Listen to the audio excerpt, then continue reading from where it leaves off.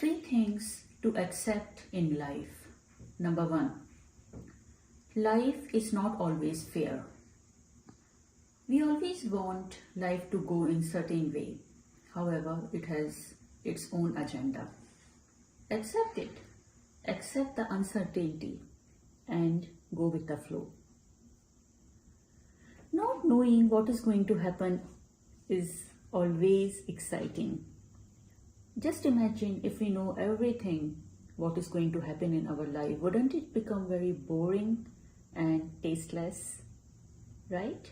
Number two, bad things happen to everyone, even if you are a good person.